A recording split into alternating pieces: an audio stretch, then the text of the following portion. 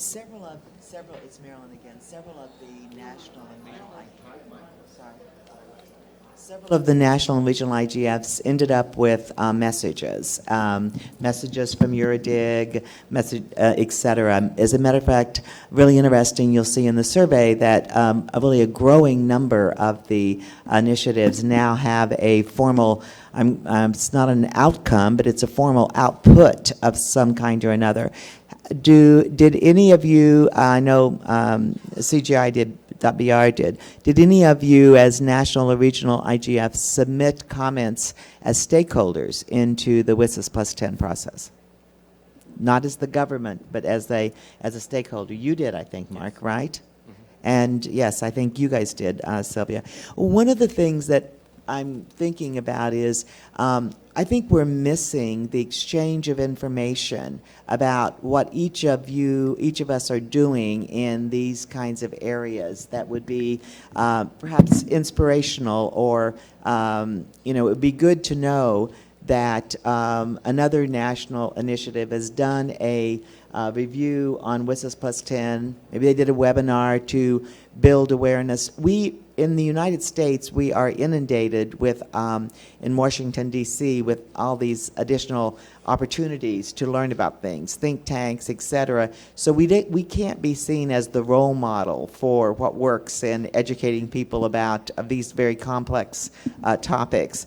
But I'm thinking when we come to the later in our session that maybe we would want to think about having a kind of a one or two topics that are the hot lists that the coordinators would want to reach out to each other and share information and ideas on. Like, heads up, you can submit a stakeholder comment into the UN system, and here's why it's important.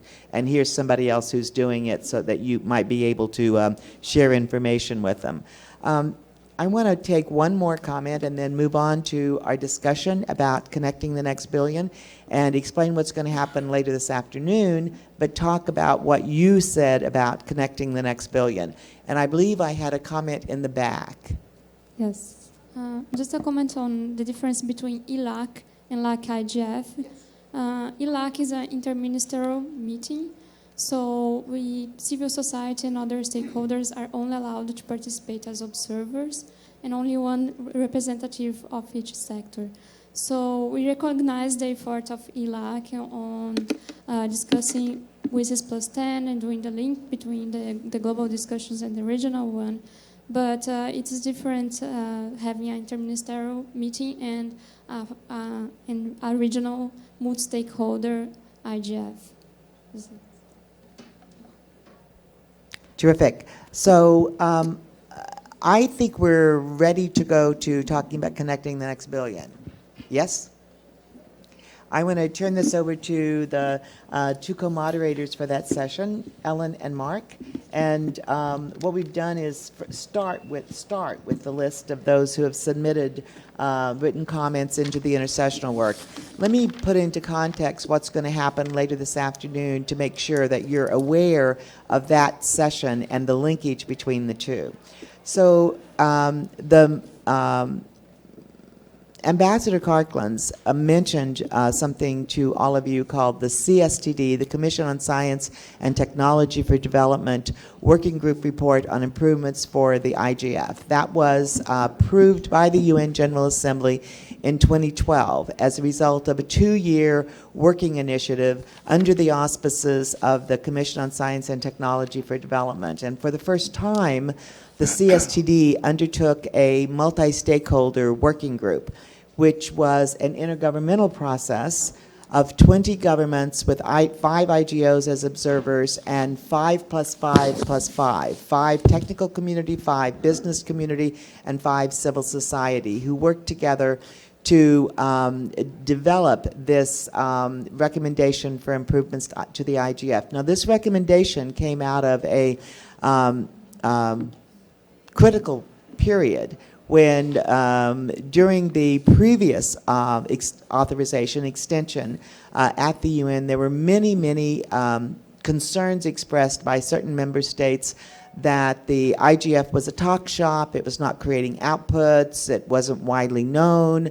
There were very few national and regional IGFs at the time. We had a funding challenge at that time because of the 5-year period. And so really what happened when the UN General Assembly approved the recommendations to the IGF that had come up organically developed, first of all, their representatives that came from the community, and several of the government representatives on that working group were from the MAG or very actively engaged in the IGF. So there was not a complete vacuum of understanding and experience.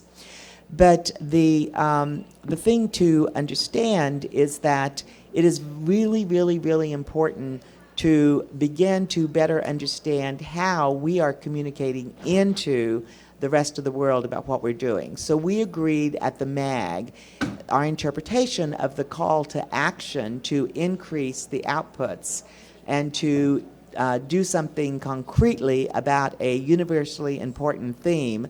The MAG identified the theme, policy options for connecting the next billion. The invitation to the community from the MAG was that anyone could contribute to developing the policy options. The national and regional IGFs on their own organically began to contribute. And so we actually have had a very strong contribution without a mandate, but on a voluntary basis, recognizing the invitation and stepping up to it. And I think that's something that's really important. And I particularly appreciated Mark Carvel's comments this morning that inviting us to propose a theme for next year, and the MAG chair hoping we would do that today, ignored the fact that we are all bound by our own need to consult at the national level or the regional level about what our priorities are. But I just think the illustration of the interest in contributing into the intersessional work was pretty remarkable. And let me turn this to you and Ellen. Mark. Thanks, Marilyn. In fact, there were 10 national initiatives that contributed to the Connecting the Next Billion initiative, and 5 regional initiatives that contributed. So at this point, I'd like to call on those initiatives that did contribute to come forward and speak for a few minutes about the process and the content of what they developed. Maybe starting with, I think Zimbabwe's in the room. I think that would be a good place to start. She's gone. I don't know if Zimbabwe's still here. No. No. Maybe we can go to... Oh, there we go. There you are. There you are. It's difficult to start. You want me to, sorry? Sorry, if you could just give a 2 to 3 minute update on your submission to Connecting the Next Billion. Right. The person who actually submitted was actually different from me. It was our secretariat, but I'll actually just give a very quick one. With us, we are still really evolving in as far as the setting up of the national backbone is concerned. But we are actually at a fairly advanced stage, I think, in terms of the connection of the national backbone, because obviously that is what premises the issue of connecting the next billion. We have got a situation where, in as far as our mobile is concerned, our mobile infrastructure is concerned, is actually been increasing quite significantly over the last few years. We have a connectivity which is fairly high. We are premising our connections around that infrastructure which has actually been developed. I would need to actually go ahead and look at the actual submission which we actually made for me to make sure that my responses are actually telling. with what was actually submitted. But otherwise, that's the premise of what we have in the country at the moment. I think it was pretty impressive. I think it was great you started at the end of the alphabet instead of the beginning, which is what usually happens. But I think it was pretty impressive that for a brand-new national IGF that you you stepped up to making a submission. So congratulations on that. Thank you. I think there's a few people who have to run out of the room very soon, including two that actually submitted a contribution, Mary and Sandra. And Manu, I think, oh, has to leave as well. Right. Actually, we've got 4 or 5 people arm wrestle for the mic. No, maybe we can go with Mary first. Is the mic? The mic? Okay, thank you very much. We answered most of the questions that was most of the questions submitted forwarded to us. How would you define the issue of connecting the next billion? And we said that there are people, we are under our environment is the mobile environment, and so many people are online through the mobile devices, but there are a lot that are not, because not all the people are using smart mobile devices. So we still have to get others coming into the internet space. So and how you observe any regional or national specific regarding connectivity. We are working on our broadband. Our broadband roadmap is there, and we are hoping that the broadband roadmap, when it's on, that would have a lot of connectivity, especially those in the rural area and the unconnected people. Those are the ones that we are looking at. And existing policies, we have policies, and we have what we call smart cities, smart states, and we also have what we call the government policy on ICT that would help us get 50% broadband by 2017. So, we also are looking at the agencies that are involved. We have the Nigerian Communications Commission and the National Information Technology Development Agency, and some of the funds, the Universal Access Provisioning Fund, that are available to be able to get to the unconnected and unreached areas. So we are doing that. We have school access as well. We have what we call knowledge access centers, and we are trying to reach villages. For instance, in 2015, my village had knowledge access center, dropped about 20 computers with internet access and with e-learning, and so people are doing that. And so those are the things we are doing. And we have the NICOMSAT trying to drop satellites to be able to reach the unreached.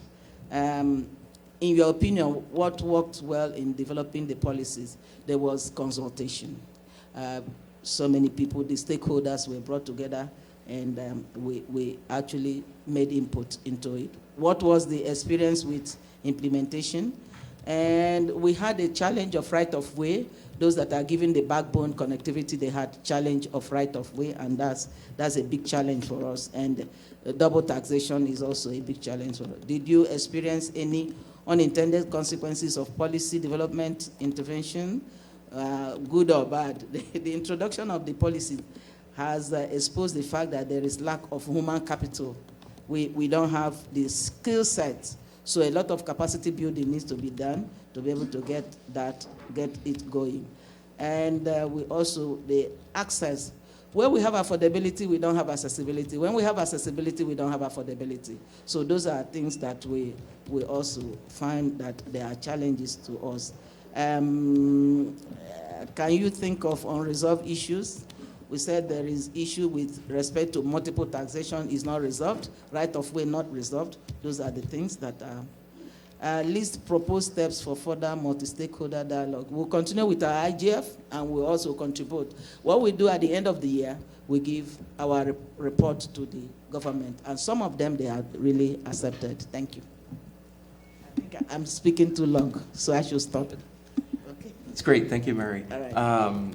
I'd actually like to recognize Manu Bhardwaj from the State Department, and I'd call on him to speak about their contribution to the Connecting the Next Billion. Thank you. Manu Bhardwaj. For this year's IGF USA, Connecting the Next Billion featured very prominently on the agenda. We invited our Undersecretary of State to deliver closing remarks, and in those remarks, we underscored how it's a foreign policy priority of the United States to redouble development efforts to connect the next billions online, and that in that regard, we're looking forward to partnering with all interested stakeholders, development agencies, multilateral development banks, to find ways to foster whether it's innovative technological solutions, public-private partnerships, policy reforms, financing, funds, grants, to help key emerging markets, developing countries with some of the questions that they're facing and how they connect the rest of their population. I'm very proud to say that, at the IGF USA and based on our consultations there, which included, of course, the closing session and then also the plenary that followed with a number of industry and NGOs and others on how we should best, as the U.S. stakeholder community, partner and help other countries in thinking about international connectivity. After all those consultations that we had at the IGF USA, we decided, and we just recently launched, a major new diplomatic effort called Global Connect. It was launched a month ago, and it shows, I think this shows the critical role that the IGF has in international internet policymaking, that we basically decided to move forward with our major initiative that was also previewed by the Secretary of State. Global Connect is a new effort and is supported by a number of folks in the government and industry and it's basically recognizing that we have a shared responsibility to try to bring 1.5 billion people online by 2020. This was an international metric that we all agreed to at the ITU Plenipotentiary. And through Global Connect, we hope to give effect to our universal desire to see more ICT technologies available to everyone in the world. We are partnering with the multilateral development banks, particularly the World Bank, to think about how to prioritize digital access. We have increased the funding in our own U.S. development organizations, USAID, Millennium Challenge Corporation, Overseas Private Investment Corporation, to do more in terms of broadband access and digital. We are also trying to showcase and encourage some of the innovative industry solutions to provide connectivity to remote areas. Some of it you can probably see in the tent outside that we have here. But we're very excited about this new effort, and we're looking forward to continuing the conversations here in Brazil about next steps for Global Connect and using the IGF as a preeminent venue for fostering these types of discussions with all stakeholders. Thank you. Thank you, Manu. It's actually a very interesting initiative. I've been on the site and did some digging into it, and it's actually quite fascinating to see almost a multi-stakeholder, so many parties involved in development in the digital age. It's quite fascinating. Thank you. Sandra. Thank you. The topic of connecting the next billion came in when the Eurodig programming process was already underway, but we were lucky enough to put it into the agenda, and it was dedicated a whole workshop which was under the lead of the Council of Europe. Lee Hibbert is in the room, and co-supported by the CEDIC people and also by the European Commission. And for the content part, I would like to hand over to Lee because he has to leave the room soon because he was leading that workshop. Thank you, Sandra. Hello, everybody. Just to say that I'll also be in the main session this afternoon on policy options. I'll actually be moderating part of the session, so I hope to see you there. And if you can come to the front, I will try to bring you into that discussion. We had a good discussion in the Eurodig. It's quite clear that there's a very high level of broadband access in Europe. It seems over 400 million users have access to the internet. Saying that, there are still just some discrepancies about different parts of the population. We spoke about differences between rural and urban access, the aging population. We discussed differences between well, questions of skills became quite a good discussion. The fact is, access is one thing, but access to what? According to what skill set? And there are some issues regarding the amount of skills. And of course, we talked about the logical layer, the physical infrastructure layer, the differences about how to get the infrastructure going, the rollout of broadband. There are already strategies at the European Union level which are moving forward, which are encouraging questions of access, but of course not one size fits all regarding how to do it, public-private partnerships, etc. So there's also a local flavour which has to be respected. So it can't be driven from a top-down approach. It was quite clear that it's not a top-down approach. It's definitely a mixed approach. So it was a good discussion, and I think we're still learning on how to make access really a reality in some countries. There were some good examples of lessons learned. For example, in Slovenia and then in Latvia. Latvia spoke about, without wishing to disturb competition, they were rolling out more public access points. And in doing so, they saw that's reducing the demand for 3G, mobile 3G. So there is a correlation there, or could be said, between public access points and access via mobile. So there are some interesting examples of how different actions by the government and access to just a normal subscription can affect how you access the internet. So I hope to see you all in the room in the main hall this afternoon. Thank you. Thank you, Lee. Just to add from my point of view, we just made a very short survey among all European national IGFs, and I was asking for the 3 hot topics which has been discussed over the year. To be frank, it was not on the hot topics of the national agendas connecting the next billion. So I think that was a topic to be discussed on a regional level, or maybe on a sub-regional and also on the global level. But for the national agendas, this was not on the hot topics. It was said before in this room, on national level, you rather discuss concrete concerns or issues. Thank you. Thank you. The discussion on connecting to what I find is a fascinating one, and we had that discussion in Canada as well. We spent a fair amount of time defining access versus defining meaningful access. And meaningful access has a very different connotation than does just the binary, are you connected to the internet or are you not? So I think that's very interesting. Is there anyone else in the room from a national or regional initiative? Yes, please.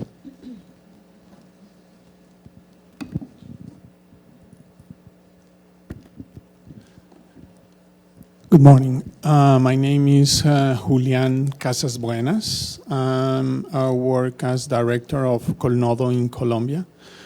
And we had the opportunity of participating in the national IGF meeting at the end of September, and also to contribute to the document of policy options for connecting the next billion. And we had the opportunity to collect all the inputs from our regional meeting. We have a couple of sessions that were oriented in reduce poverty through the use of ICTs. So our report was very much taking all these inputs.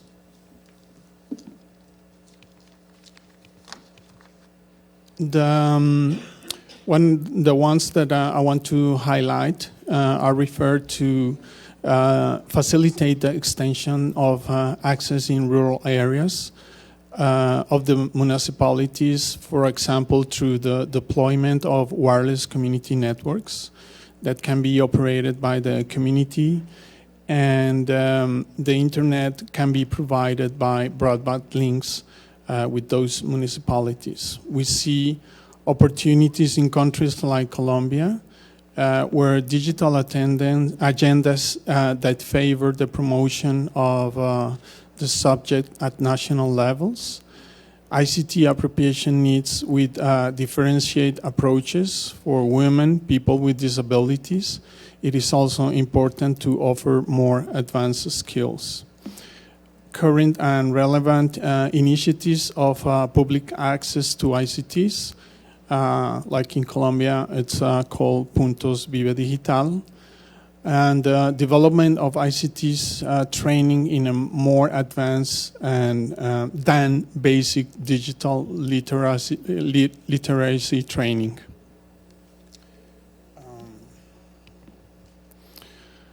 Also, be content producers with new skills and in our own and local language that promote cultural diversity, and the penetration of mobile telephony to extend access in areas that is not yet covered. And we also highlight the importance of sharing experiences with civil society organizations in methodologies of appropriation in telecenters. And in the case of Colombia, we exchange these experiences that show that connectivity policies should be accompanied by a component of ICT appropriation in order to take advantage of this infrastructure more efficiently. That demonstrates that work with multiple stakeholders can bring these initiatives to have more success. And where the points that multi-stakeholder cooperation it's needed, we during the national meeting we get into these points: the recognition that financial resources are limited and the multi-stakeholder cooperation is needed to implement projects relevant to connecting the next billion. That includes the production of local content relevant to local communities and strategies that use ICTs to solve these local problems. The recognition of gender gaps, generational and ethnic, and in rural contexts and urban. The recognition of who we are as internet users, also the production of differentiated statistics and impact analysis, especially on the issue of mobile internet access geographically differentiated.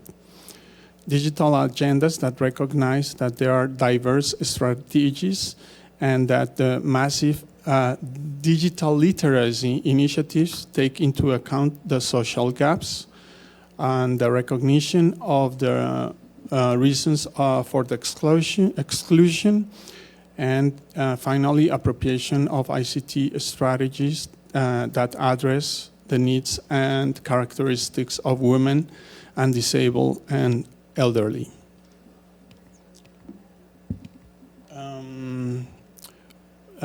Regarding the list of proposed steps for further multi-stakeholder dialogue and actions, we believe that multi-stakeholder actions are needed to extend the impact of ICTs in reducing the extreme poverty in countries like Colombia, participate in spaces like the Internet Governance Forum at local, regional, and global level that support the implementations of policies that contribute to the stability of Internet as an agent for development and reduction of the digital divide. The ICT appropriation component linked to access is very important to increase the impact of government initiatives and reduce the digital divide. Working together to promote the production of software and local contents with a social focus, improvement of education through the use of ICTs, facilitation of access to online financial services to reduce the digital divide. And it's key to continue and encourage public internet access strategies and not neglect them for the opportunities posed by mobile internet access, because these spaces are an opportunity for vulnerable communities linked to the information linked to the information society. Work together to expand access in rural areas and communities not connected, promoting, among others, the community wireless networks, and to connect schools and libraries to broadband. Reduce or eliminate taxes related to internet access and devices needed to deploy infrastructure, and work to reduce gender gaps and ICTs. That was like the points that we want to share with you as highlights of the discussions. And a final comment we have regarding the discussions in WSIS Plus 10. Have to mention that we had the opportunity to make comments from the Colombian Internet Governance Group. The government shared the document, the zero draft, with us. And as a group of Colombian Internet Governance Group, we were able to make our inputs as well. Thank you. Thank you. Thank you. We'll go to Brazil in the front row. I believe there's a mic right behind you. Excellent. Yeah, just a brief report. Although Brazilian national IGF did not submit a contribution to the Connecting Next Billion effort, this is of course a subject of very large importance in Brazil due to the size of the country, the poverty we still have, the digital divide we still have among different groups in the society, different regions in the country. So we have already organized 5 editions of the national IGF, and universality and digital inclusion are always one of the main subjects and always subject of one of the breakout sessions we organize. And we have the tradition to always have outcomes from the national IGFs. We always propose recommendations in a bottom-up way. The different breakout sessions prepare recommendations that are then reported to the final plenary and then approved by the final plenary. And these recommendations are, in many cases, proposed policy, public policies, and recommendations are sent to different ministries, also to the CGI, BR, if appropriate. So we have this tradition in Brazil, and this subject is always present in our discussions. Excellent, thank you. Actually, we'll go to third row. There. And then that's McCain. McCain? So if we could get a mic back there, and then front row. And then come back over here. Yeah, and then we'll go Okay, back. thank you very much, Mr. Moderator. My name is Makan Fai, Secretariat of the African IGF. Just like to give a brief report on the Connecting the Next Billion session we organized in Addis in September. We had the following 6 recommendations. Connecting the Next Billion should be viewed as a program project by countries and stakeholders, and as such should be approached using the program project best practices and methodologies. And in this context, the ministries of communications and IT should review their ICT and broadband policy plans through enhanced multi-stakeholder cooperation, because we believe that this should not be done only by government or by the private sector, but the civil society and technical community should also be involved.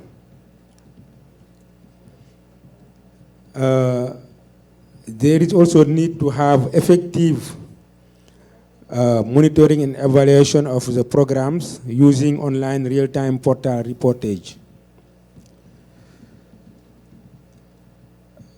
The open data model, local content development, e-learning initiatives and others should also be used to boost the demand, because we believe that doing the pipes only will not serve purpose, and we should have the demand also.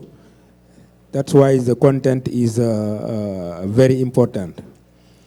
And the universal service provision funds also should be used, because we have regulators collecting a lot of money, and this should be used to engender infrastructure into the underserved areas and enable health access and affordability.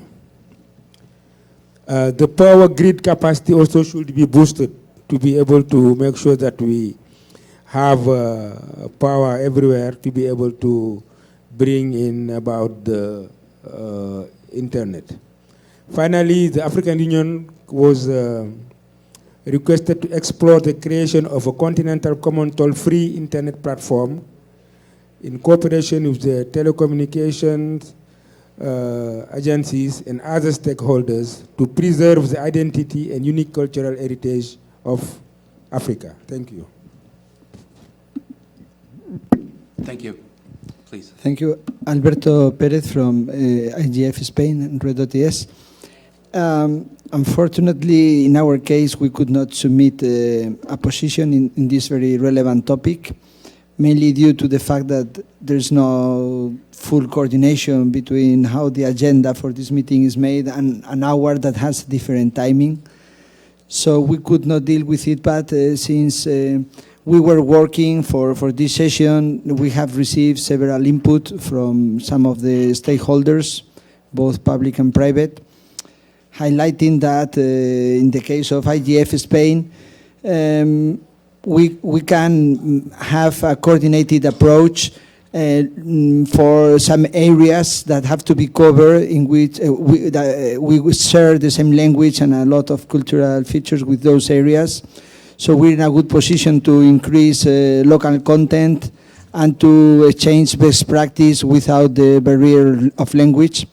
So I wanted to highlight how this global IGF will feed back into our next sessions, and also how it can be relevant that we cooperate among different national initiatives where we see there are specific advantages for this cooperation. So I've been hearing with a lot of interest to all that has been said by our Colombian colleague, and we should outreach and get to be more in contact with other Latin American IGFs and see if we can involve common shareholders, because there are, for example, cooperation agencies or international companies that are active in both sides of the Atlantic, and that we could try to set up some actions covering this area. So this could be good use of cooperation among national IGF, so we will try to look in this direction. Thank you.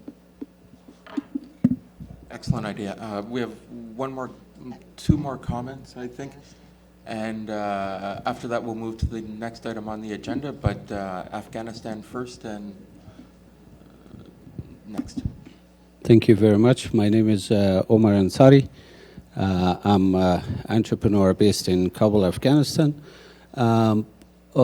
We have some specific challenges.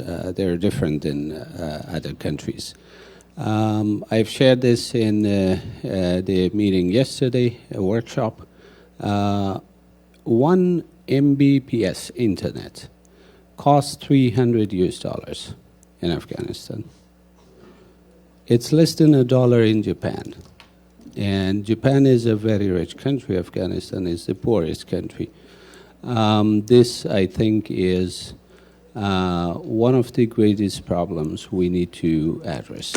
There could be similar countries like Afghanistan, the least developed countries, who might have problems like this. If we're thinking about connecting the next billion, and Afghanistan being a country of 30 million people, we need to be at the core of the agenda, because it's impossible for us to connect the 30 million Afghans to internet when the cost is $300. It's extremely unaffordable even for businesses to buy such internet.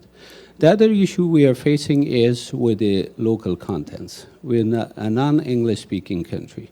People do not understand the technology which is available in English or any other language, which the locals do not speak.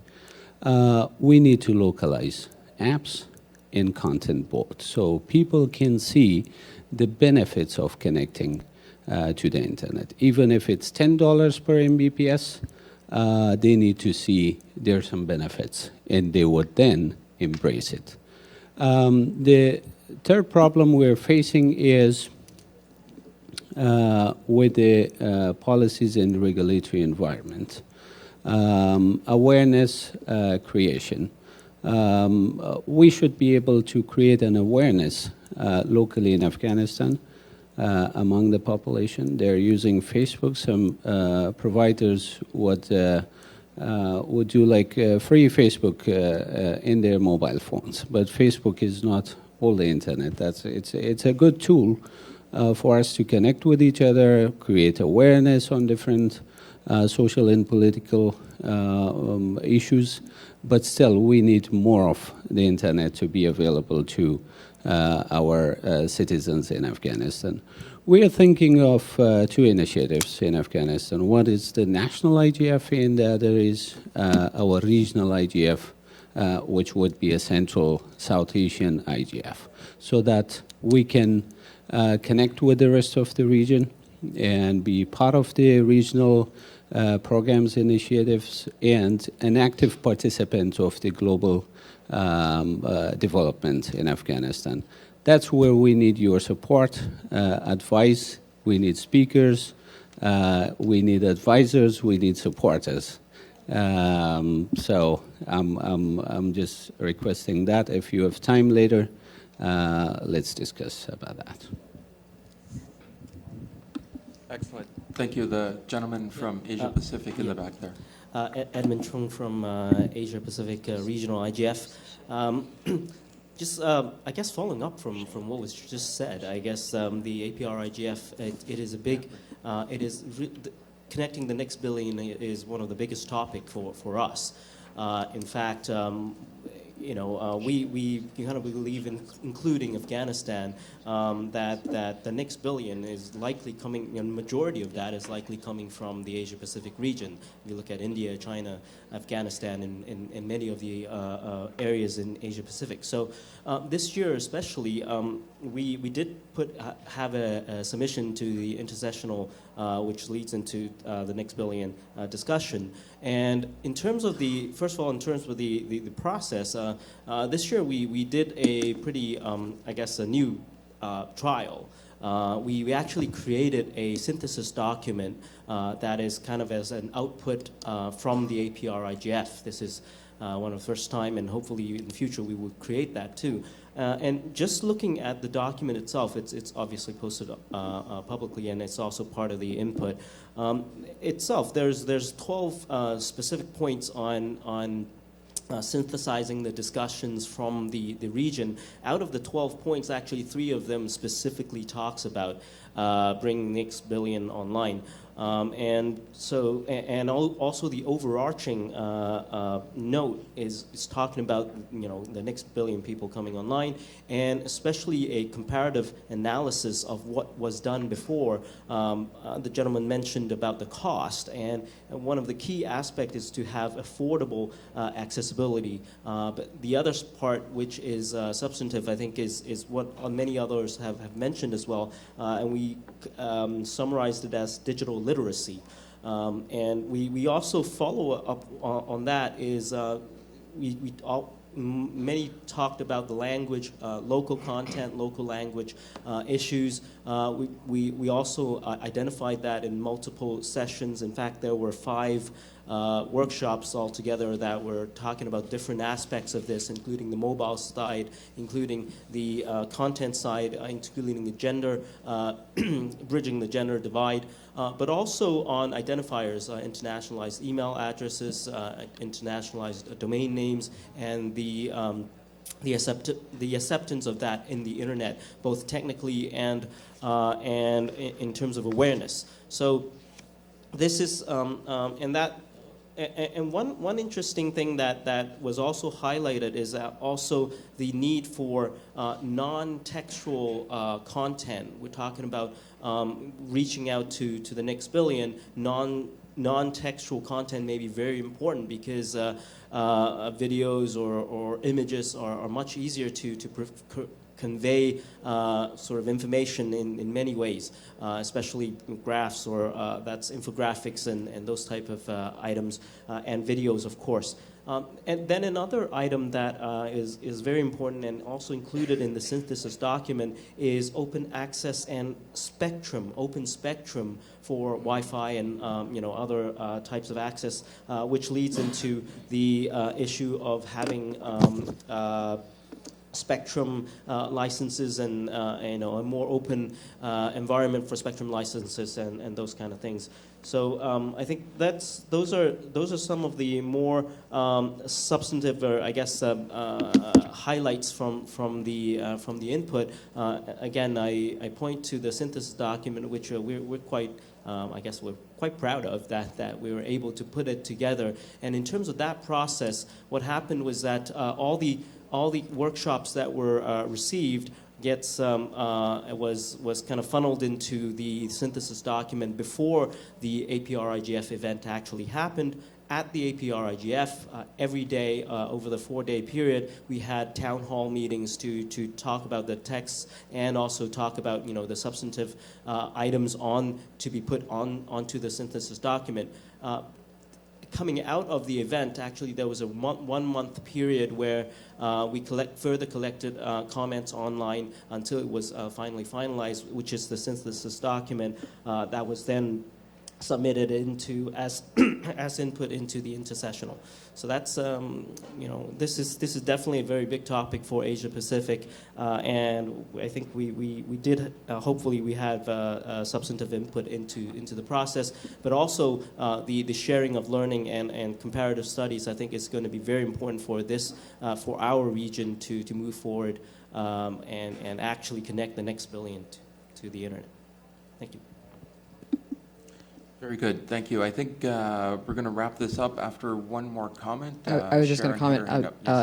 Shane with IGF USA, and somewhat like the MAG, we had the challenge of having so many people that wanted to participate, choosing, to stay on track. And it's very interesting to hear, the challenges that the other IGFs are having.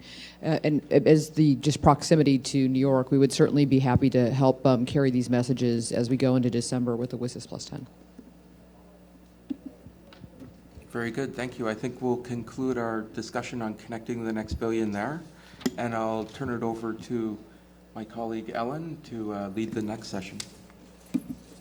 Thanks, Mark. So the next agenda item is looking at reflecting views into the IGF processes and reflecting from the IGF into national and regional initiative processes. So we're interested in having thoughts about, also reflections about what you've done, and also thoughts about going forward and how we might improve that. Thinking about preparation, the event itself, and follow-up as well for both your own event and how it relates to this, to the IGF. I know this is an area, personally for NetHui that we certainly, look to the IGF in the process as we're doing our own process. But we also, still find challenges in terms of reflecting views here through at the IGF. For us, for example, one of the issues is it's a long way to travel, and getting people here to participate and engage in the IGF itself and make sure that the sort of messages and content comes through is a real challenge for us. So we're very interested to hear ideas about reflections on your experience, as well as thoughts for the future. Laura, do we have a mic for up the front? Yeah, thank you, Anya.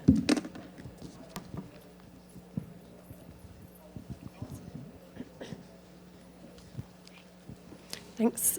Laura Hutchison from the UK IGF and Nominet for the record. I wanted to pick up on Mark's suggestion that he made in his opening remarks. I think the idea of reaching out to regional national IGFs for topics, it absolutely makes sense. We have a network where we have a lot of in-depth discussions, so I think there's a network that could be usefully relied on. Also, from our experience of running a workshop, the requirements for the panel to be sort of global and balanced, absolutely makes sense. But the struggle from our side is I don't necessarily have the contacts to know who would be an expert on a particular topic from a region that isn't my own.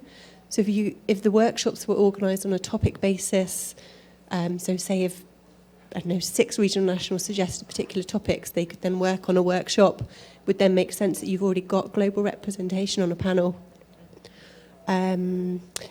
Also, Ellen's just mentioned now about travel restrictions and difficulty in travelling. I don't know if there's any opportunity to maybe use the regional national network for remote hubs or online hubs, as I think we're meant to call them, to make sure that there's a network of integration from the IGF to reach back out to the regional nationals.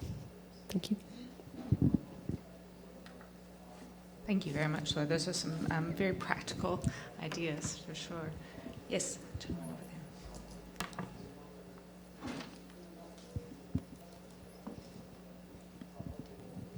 there. Thank you. My name is Makan Fai, the Secretariat of the African IGF. Our planning took us 5 months from planning to implementation.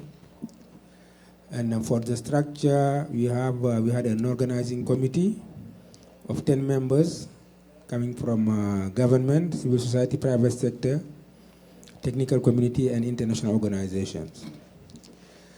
The experts to run the meeting were chosen, suggested by organizing committee members.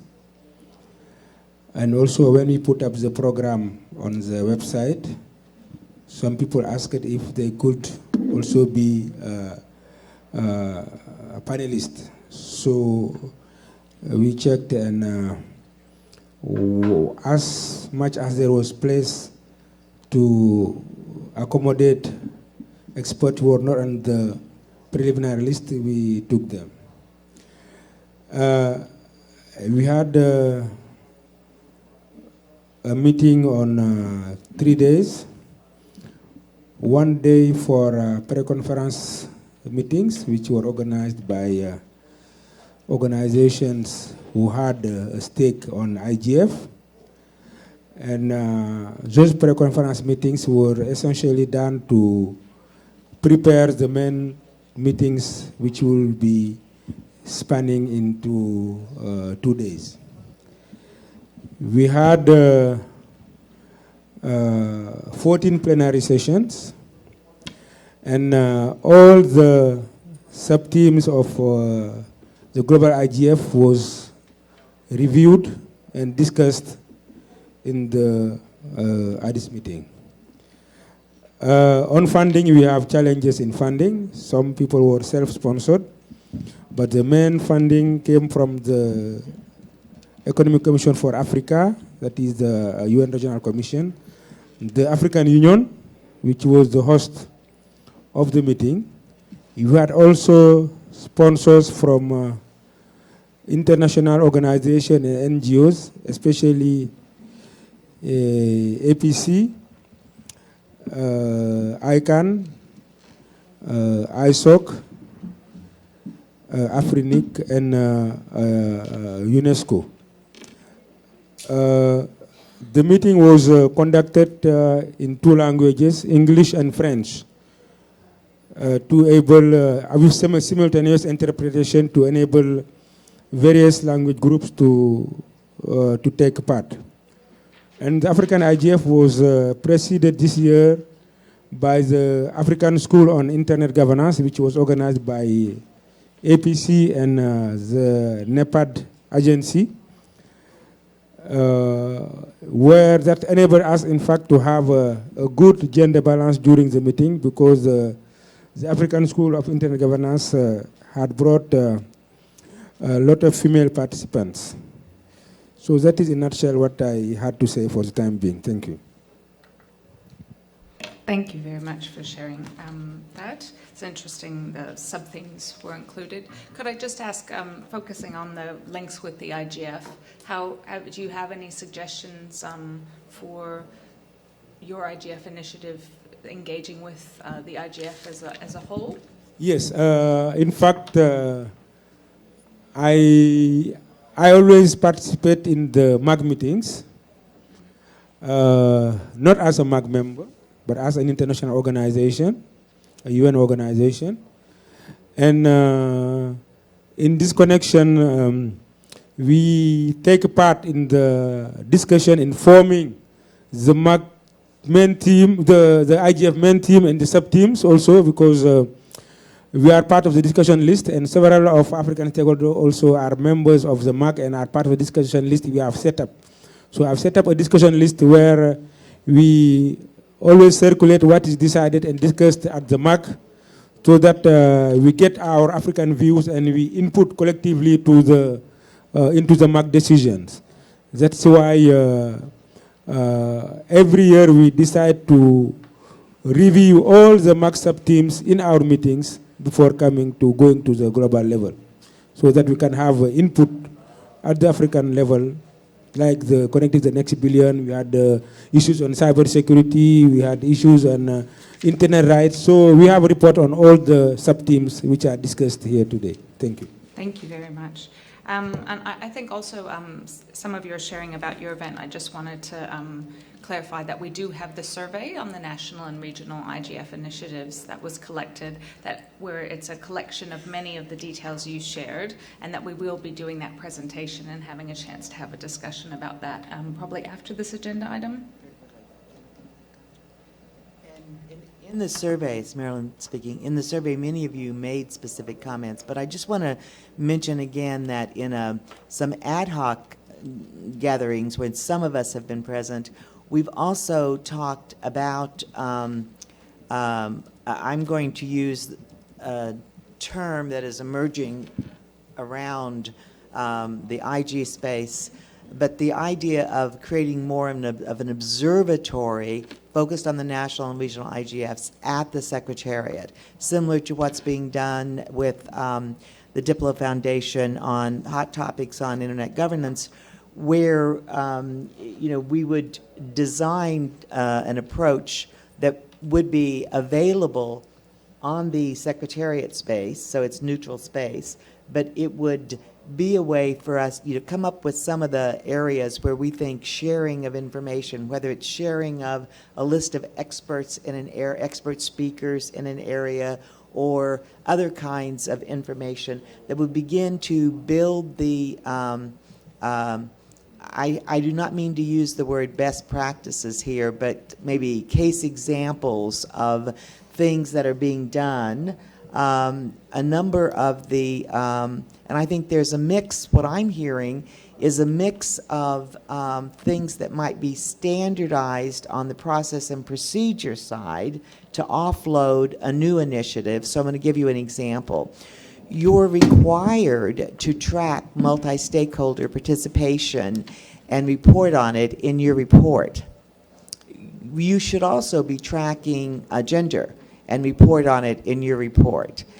But unless you capture that information automatically in your registration process, it becomes onerous to try to, for you to gather it and to backtrack and find it. So, thinking about the kinds of things that you might want to put forward as recommendations where something could be, I use the term lightly, a template, a standard, a downloadable registration package, things of that nature that we might look to the Secretariat to help to put together and make available, versus an observatory where people could share content, information, they could share examples of a workshop they did in one area that they think would be applicable to a sister initiative.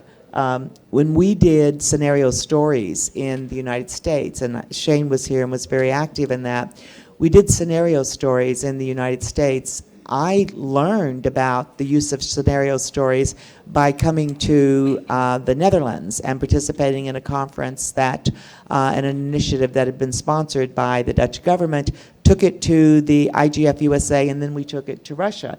But there was no real way to, and then we actually did a roundtable in in Kenya, where several of the national and regional IGFs came and participated. But we have no place to store that information.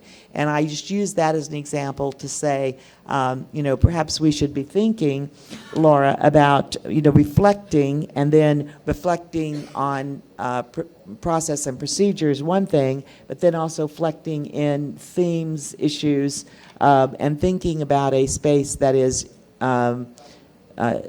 sort of designed, if I could say this, by inputs from the national and regional coordinators. Then the final thing I wanted to say is we had decided, there was an idea that we would do a booth at this IGF and use it as a way to create more visibility and to, and we missed that, but we did talk about the idea of at this meeting forming a group, a small group that might be interested in carrying forward on planning for a booth for IGF 2016. But perhaps we should also be thinking about planning for visibility for the national and regional IGFs in a separate meeting that is held always at the MAG consultations. And perhaps it's, we do it in a way that we make sure that you have a dedicated time.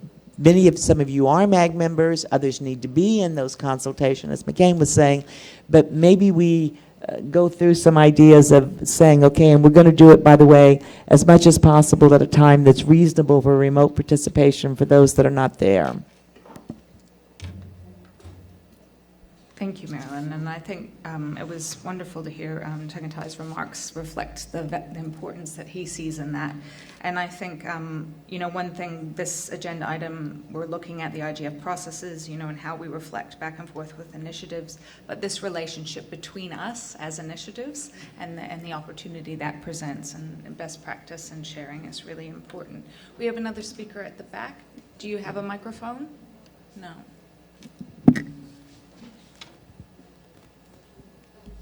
Yes, I do.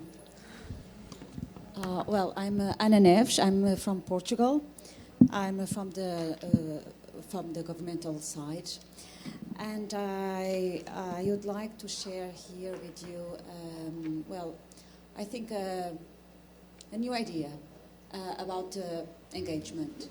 Well, it's very difficult for us to engage our stakeholders in Portugal. Whenever we talk about internet governance, well, nobody understands us. So we have these sessions about cybersecurity, digital inclusion, but all in all, internet governance as a whole, they cannot perceive that. So I think it would be very interesting if each stakeholder, if business, civil society, the technical community,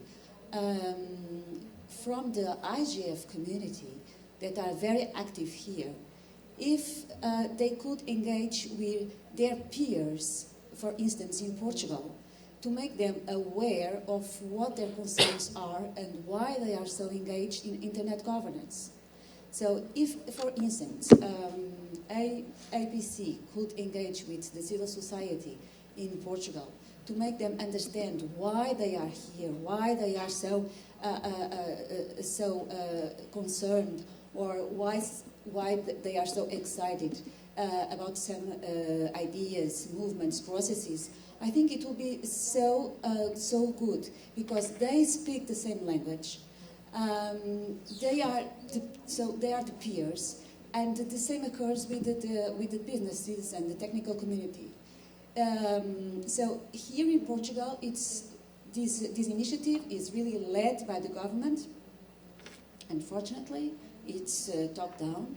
I would love it to be a bottom-up, but I think that in this way, I think it's a new way to see things, and this community that we have here that is so rich, I think it could be really useful for the national and regional initiatives. Thank you. Thank you very much. We need a mic up the front. There we go. Thanks. Yeah, hi, I'm David Viorst. I helped to organize the IGF USA. A few observations about our experiences that might be useful. We have a lot of natural advantages that we almost take for granted. For example, our interface with the MAG, Marilyn is the founder and the self-titled chief catalyst. Mike Nelson is very active. And there's about, there's dozens of other people that just have such a deep institutional knowledge that finding experts doesn't even come up, but we should maybe list that and share that and contribute that to a resource hub. We send out a general survey at the beginning of our planning process to the community writ large. We have a steering committee and we have open meetings that anybody's invited to. The challenge is always kind of taking democratic inputs and filtering them into a working process. And, we're still learning and we're getting there. One of our shortcomings, I think, we take a lot of criticism because it's really, I wouldn't say it's Washington, D.C. centric, and I think the criticisms aren't completely justified, but it occurs in Washington, D.C. We really need to have satellite participation from other locations in the United States, and we'll work on that. One of the things that we do that might be applicable or you might be able to expand out on or work forward from is at the end closing ceremony of the IGF USA, we have each panel and session organizer present key takeaways.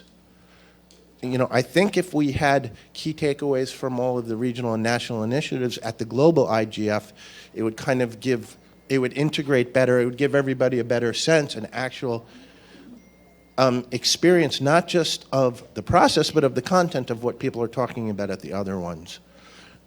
And then there's other creative ideas we'd like to pursue down the road once we get more stable. We'd like to make video highlights of key takeaways and share those globally.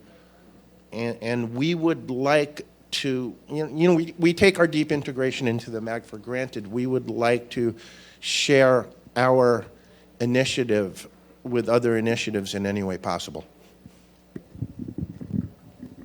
Very much. That's some very practical, good thoughts. Any other comments about the links between the IGF and initiatives?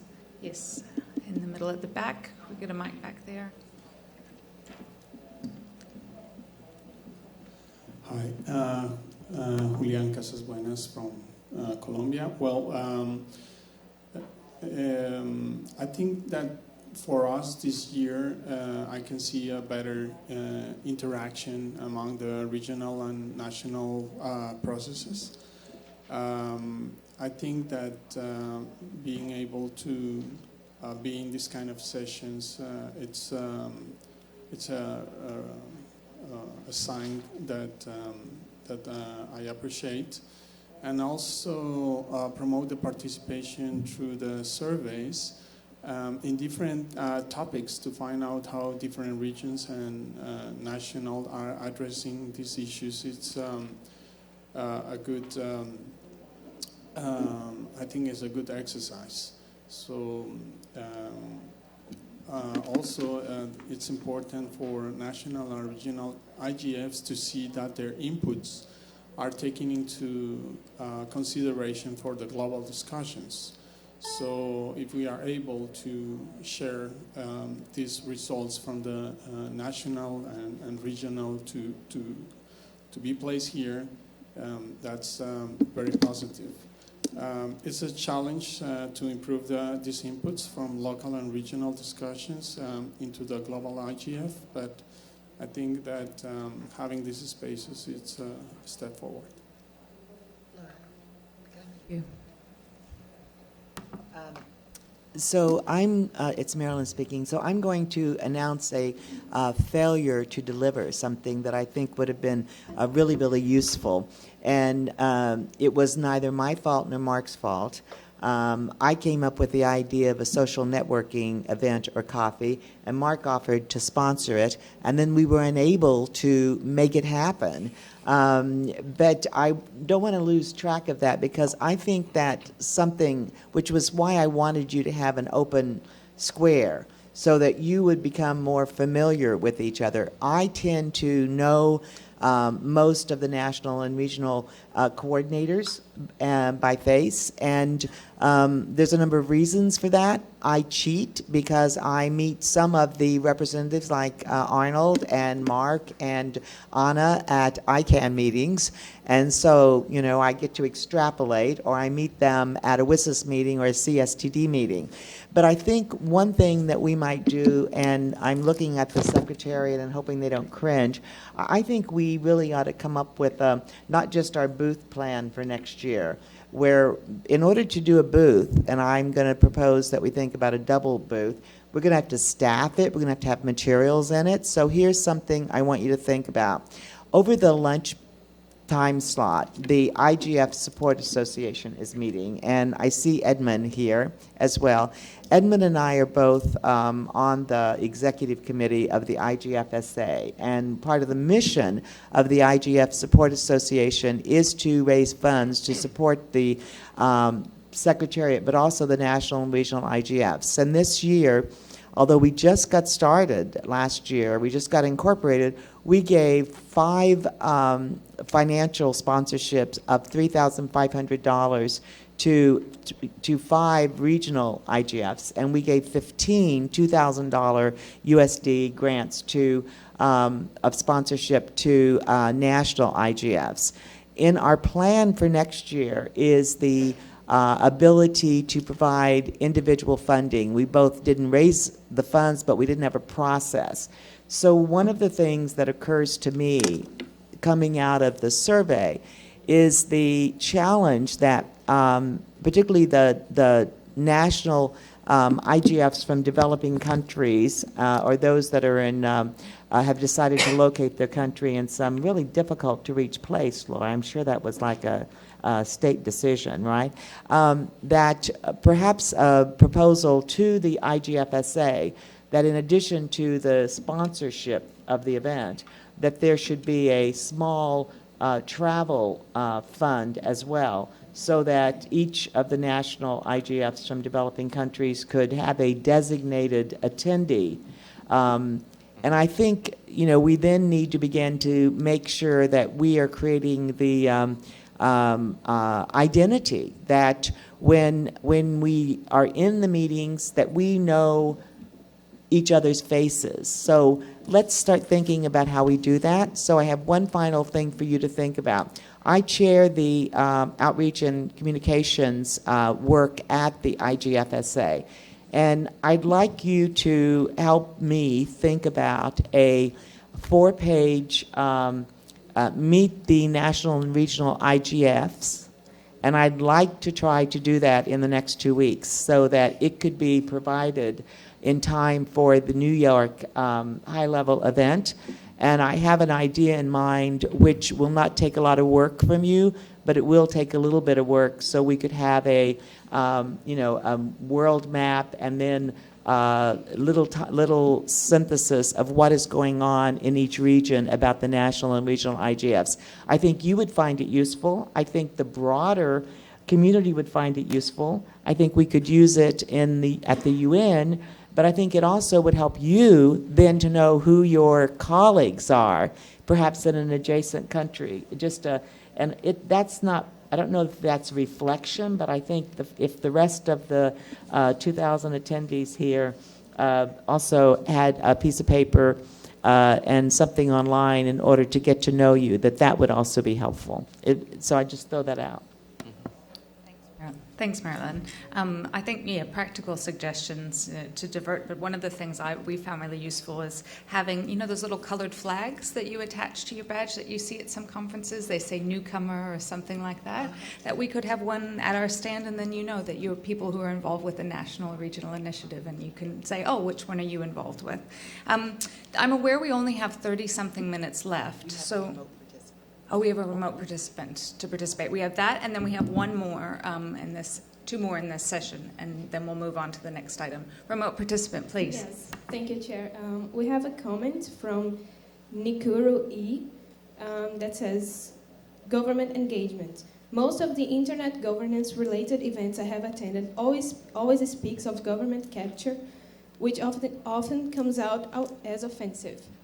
In multi-stakeholder model and in the definition of internet governance, government is considered one of the stakeholders. In Africa, for instance, government is often the highest spender and also the implementer of policies. So if the issue of capture is addressed and not attributed often to government, perhaps there will be more involvement and possible buy-in. ITU happens to often to offer them this, which is why there is a greater participation and involvement. Right, thank you for that comment. I think one of the strengths we've heard here is we have quite a lot of government involved with the initiatives, which is great to see. So as I said, we will wrap up this item and suggest we move on to the survey before doing closing, but we have 2 final comments. So could we get a mic to the gentleman from the Netherlands?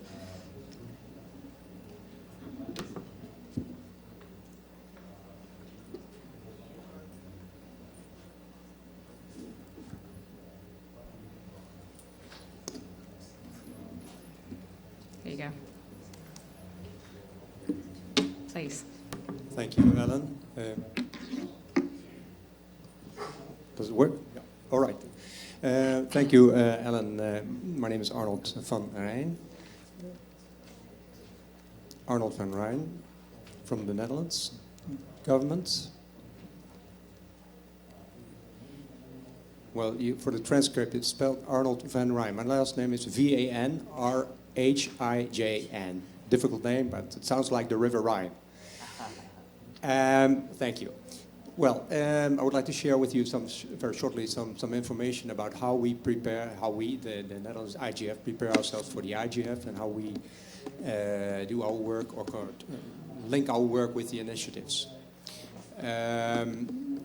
We are organizing the IGF. We, that is the Dutch government, in conjunction with the CCTLD, the Dutch CCTLD, called SIDN for .nl, and the national platform for the information society called ECP. So this is truly an example of public-private partnership. It is funded by the Dutch government as well as SIDN, the Dutch CCTLD registry. Our work starts when we go back. We will have a meeting in February, debriefing what we learned from the IGF. How did we do our work ourselves? What could be improved? What could be the themes for the next IGF? This meeting will be held in February, and then after that we will reach out to our stakeholders to get their involvement. We will organize a young IGF, where youngsters can say what they want.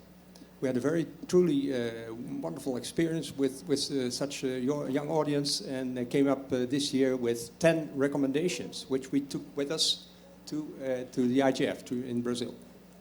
Then we will have our meeting before the global IGF. I would stress to the other national IGFs, I see sometimes they have their meetings after the global IGF, to have that one before the IGF, to get truly a well-prepared meeting. This year it was a special year, so we thought we will have had a special meeting of our national IGF. And we had, as I explained earlier before, some hot topics like Internet of Things, like privacy as innovation, but also some new funny intermezzos to sparkle the debate and to not be too serious. One of them was a test with a mind drone, how to lift a drone with your brains. We had an example during our global cyberspace conference in April this year, where it was a truly success, where FinSurf lifted indeed a drone. And another funny intermezzo was a data auction. We asked the people in the room, how much personal information would you like to give away on the internet?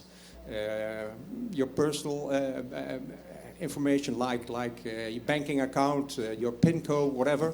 The winner got a smartwatch which will get tracked on what you're doing every day. So it was really a success. This is in short what our experience was. Thank you. Thank you very much. And Sylvia will be the last for this agenda item. She was doing meeting up to 14. So you'll do the first two. She'll do 3 to 13. Thank you, Sorina. Silvia Cadena from APNIC. I help with a little bit with APR, IGF, MSG, and volunteered and failed terribly to help with the survey this year. I just wanted to make a couple of comments regarding this session and the operational issues around these regional and national IGFs for next year, next sessions for next year. And I really think that it takes a lot of time to get ideas like the pins for badges or having a booth actually to work and happen. So I would really encourage this group to try to be a little bit more practical on what operational decisions can be made and what a committee that can be put forward to make these ideas a reality. Organizing a booth is not that complicated, actually. So it is just a question of who sends the request to the IGF Secretariat on time, and then organize a roster to have people manning the booth during those days. So it should not be impossible to organize, or a coffee for people to gather or address the issues around the survey. So I really think there are many operational questions that are making this collaboration really hard, and I really encourage this group to take the operational bits a little bit more seriously. Thank you. Thank you, Sylvia. I've promised Mary a very quick last word. Okay, just a suggestion. With what we're doing now, I think by the time we're coming for the next IGF, there should be a sort of summary of what others have done, and we'll bring it up as part of the publication. I don't know whether it's possible or not. Then in our own case, we do the youth IGF, and our youth IGF is mainly hands-on. First time, we taught them how to, what they can gain from the internet. Second, it was last year, 2015, it was entrepreneurship. There were people, those that have succeeded in doing e-commerce, e-business, e-job, anything that one succeeded in doing. And they were really very, very happy by the time we ended. So it was a practical thing for the youth. And then we asked them what they want for the IGF, what are their own submission. And at the end of the day, they made a report. So we do it the first day. The second day, we do our full IGF. And before we come into our IGF, we do a lot of consultation. We start early enough because we do a feedback when we are ending our IGF. So we have some ideas of what theme and what people want to discuss that will be of benefit for Nigeria. That's what we do. And even at the sub-regional level, that's what we do as well. So those are the things I want to say. Thank you.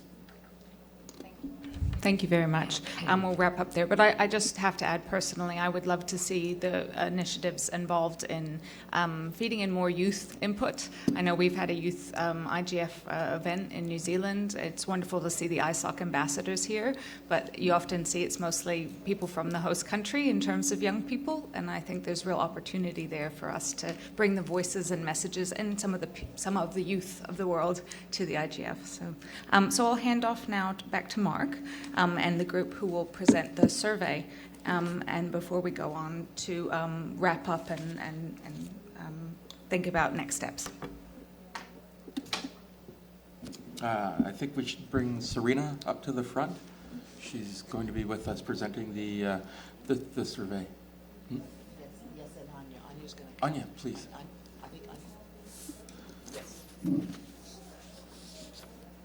So the four of us will be presenting the results of the survey Marilyn had mentioned earlier.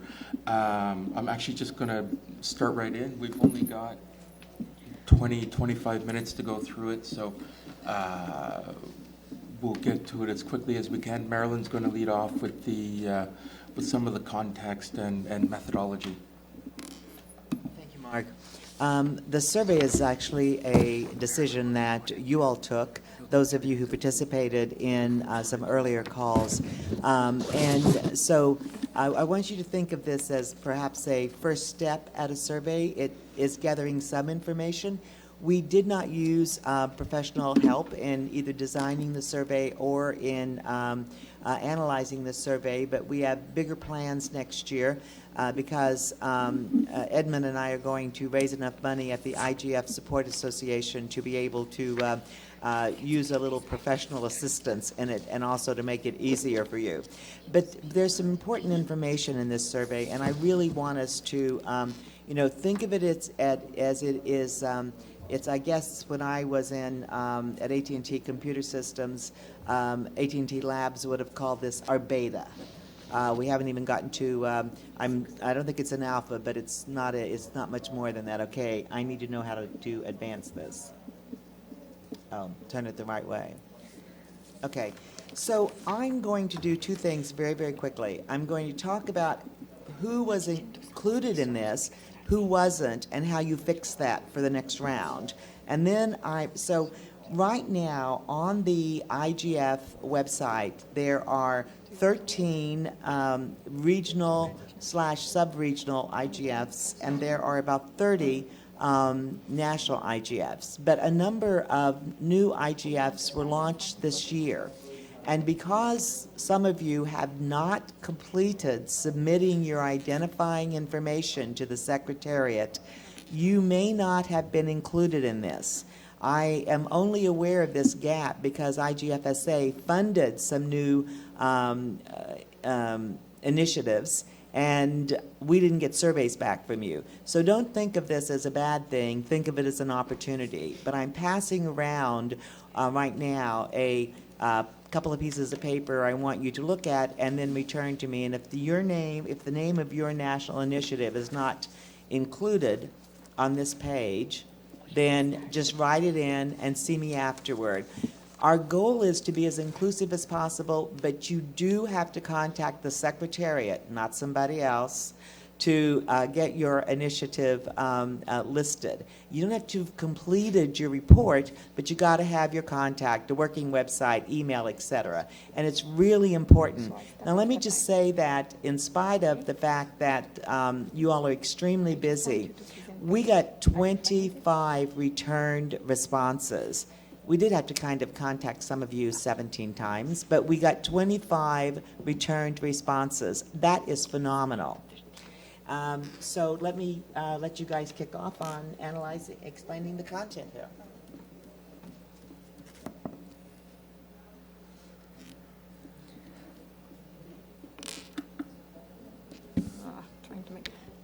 Hi everyone, thank you Marilyn for the introduction on the survey. We will just go right to it because we don't have much time left. I hope you can see. Yeah, no, can see it. Well, that's a sort of. Okay, now it changes. Okay. This one? Yeah. So we start with basically the profile of the respondents. As you hopefully can see in the chart, we had the majority of initiatives responding from Europe, then North America, Asia, Pacific, Africa, and South America. Basically, we had responses from all regions, both national and regional IGF initiatives. Not too many, but the responses were actually useful for the analysis, and you will see throughout the presentation. One of the questions in the survey was about the way in which initiatives are hosted, and we asked, actually, the initiatives were asked to respond on that. And we got quite a diversity of answers on this. Some initiatives indicated that they have the organizing group which also acts as a host. There are also cases of initiatives who have a secretariat in place in addition to the organizing group, which basically deals with the program and these kind of programming issues. And where there is a secretariat, it is hosted by a governmental entity sometimes, other times by a private sector entity such as the CCTLD registry. And there are also cases of initiatives who have an independent secretariat, as in not associated with a governmental or non-governmental entity. We had one example of a regional initiative who indicated that it is hosted by an intergovernmental organization. We had examples of initiatives hosted in government, private company partnerships. And we had also responses from initiatives saying that they have a host for the annual meeting, not for the organizational process as such. And this host is decided on a year-by-year basis after a public call. So again, it makes it quite clear that there is no one-size-fits-all model for the way in which initiatives are hosted. Now moving forward, there were a couple of questions about how initiatives are funded and how they are transparent with regards to the way in which they are funded. When it comes to the funding sources, initiatives were asked to indicate where they receive their sponsorship, and as you can see in the chart, most of them have a combination of sources, both from the host of the annual meeting and voluntary financial contributions and in-kind support from both the sponsors and the annual meeting. And there are also cases of initiatives who actually indicated that most of their funding is done by the organization who hosts the annual meeting. So not really having additional sponsors in addition to that. Moving forward, there were some non-compulsory questions in the survey asking initiatives to kindly indicate the sources of their sponsorship in terms of the exact entities. And not all initiatives responded to this, but this helped us build this chart which says where the initiatives get their sponsorship. And as you can see, most of them are funded by non-for-profit, NGOs, international internet organizations. Then governments also contribute to some initiatives, and then the rest from the private sector and academia as sponsors for the initiatives. And we also got some examples of in-kind support received by initiatives, like venue for the meeting, catering, hosting of online content, like the website of the initiative, web streaming, internet connection, remote participation platforms. All these were examples of in-kind support that some initiatives are receiving. Now moving forward, initiatives were asked to indicate whether they published their budget. And this was quite of a surprise for us because, as you also can see, 44% of the initiative indicated that they do not publish the budget. Maybe next year we can ask about the reason for that because now no one actually answered to that question. So maybe we can make that compulsory and actually see what is the reason for that. The next question related to the one before was about publishing lists of the sources of financial sponsorship. And this is a bit different because the majority of the initiative indicated that they do publish or intend to publish the list of sources, some with amounts, some without the amounts for each sponsor, and 35% of the initiatives said that they do not publish this kind of information. And I will stop. Okay, one more. Another question was about the organizational structure, how the initiatives are organizing their planning process and who is basically leading this process. This chart might look a bit complicated, but I will try to go through it. 65% of responding initiative indicated that they have a steering group or a committee which supervises more or less the planning process. And with regards to the dimension of this committee, these varies from initiative to initiative. We had some initiative with a small steering committee and some other initiative with quite large steering committee, like 100 persons or even more. The next type of organizational structure was the program committee, then a logistical committee, and we also had initiatives who indicated that they employ other organizational structures, such as contracted organizing support or consultant, advisor, technical support, or some other related things.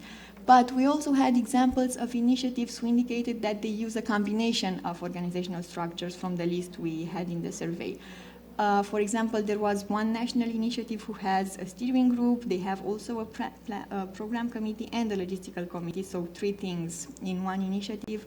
And there is also an example of a regional initiative who has a secretariat dealing with the logistical program process, but when the program is built, this is built by the whole community in a bottom-up manner. So again, there is no one-size-fits-all model for the organizational structure, just a combination of entities. And I will pass it on to my colleague.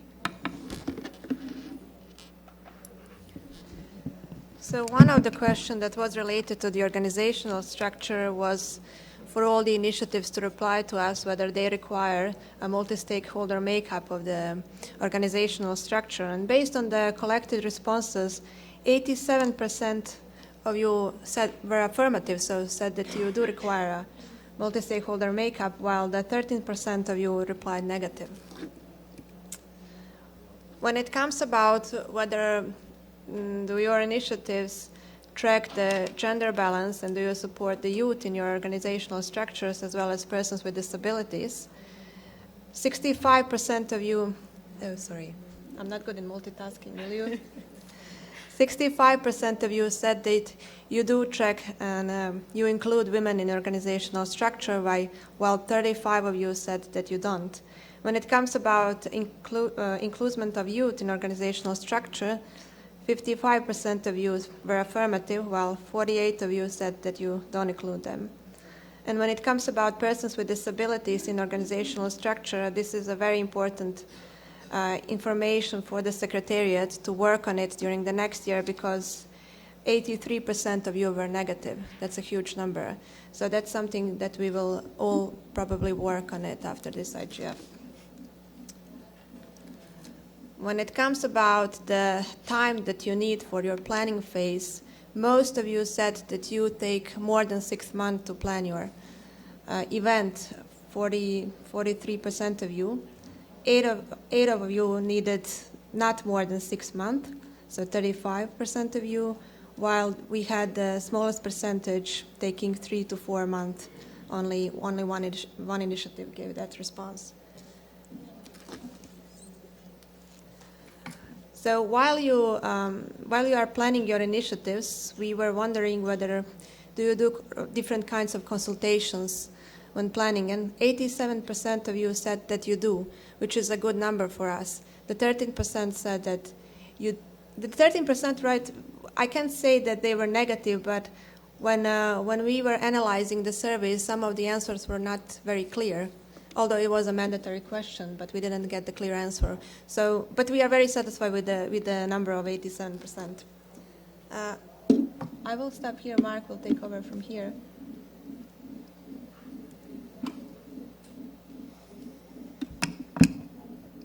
Yeah, I'm going to speak to the questions that really attempted to get at what the actual national and regional IGF events look like. And while there's much that is common among all of the initiatives that responded, the real beauty of the national and regional initiatives is that each take on a different flavor to reflect the unique needs and priorities of their host country or region. As Serena said, there's no one-size-fits-all model, and the results of the survey certainly show that. It's quite clear. They certainly tell the story, particularly from the structures of the events that are held, that each IGF, while has a lot in common with its cousins around the globe, they're all unique and interesting in their own way. So when asked how the initiatives capture and document their initiative, the vast majority, 9 out of 10, responded that they use written reports by rapporteurs. 2/3 had indicated that they also use a webcast to document and capture the initiative, and an additional 2/3 identified social media as a modality for capturing and documenting the event. Interestingly, only 30% of survey respondents indicated that they use transcripts to capture the event.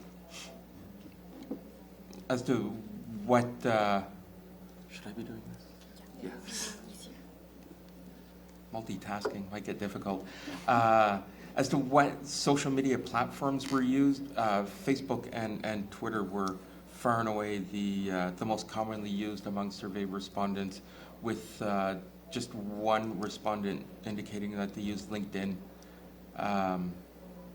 And that's not necessarily surprising to those of us who are active in the social media world.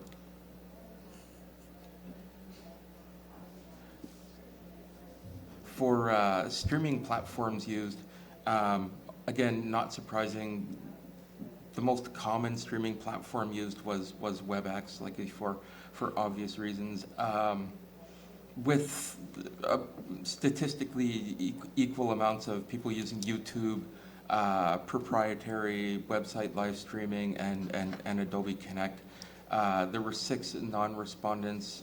I'm not taking that as a no that they don't live stream, but just a non-answer. This is the length of the event. I thought this was quite fascinating when we were going through the results. The vast majority of national and regional events are 1 or 2 days. Only one initiative indicated that their event is less than 1 day, and 5 had indicated that theirs is 3 days. On the higher end of the spectrum, the 2-day and the 3-day, generally those relate to events with much higher participation rates, and we'll get to numbers of attendees at the events, but keep in mind that the longer events generally have a higher participation than the shorter events.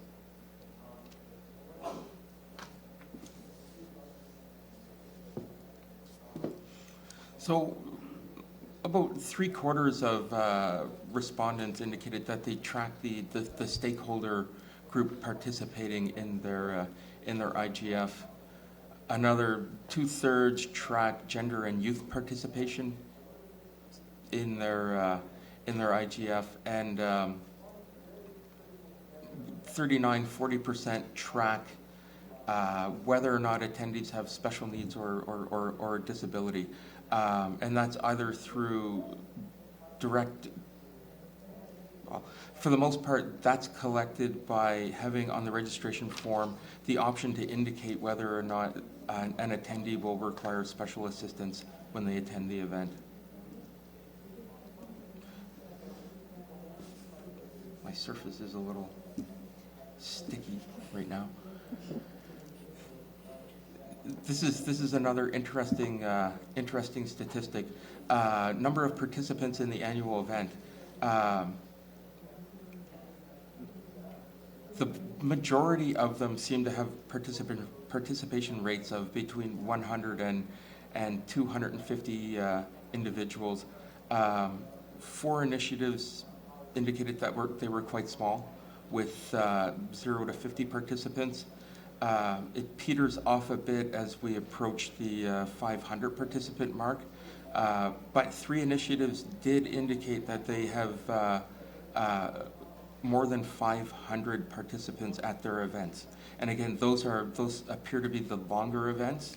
The larger events are also a lot more likely to hold multiple sessions, workshops, plenaries, and other types of sessions. As we talked about, well, for those that do collect the breakdown of their stakeholder group participants, there is a bit of a challenge because some stakeholder groups are named different things in different parts of the world. So we saw a challenge of academia and technical sector being lumped together by some initiatives, separated by others. So it was a little hard to do the analysis of this, but it does give you a pretty good idea of the balance of participant groups that attend national and regional IGFs. Certainly technical sector, government and private sector are pretty close to each other, as is civil society. Academia is a little lower, but that could be captured. That would increase likely if the difference in the way that the titles for the stakeholder groups were collected, it might be a little higher. But it's interesting to see that for all of the initiatives, there is a reasonably good balance of stakeholder groups that participate.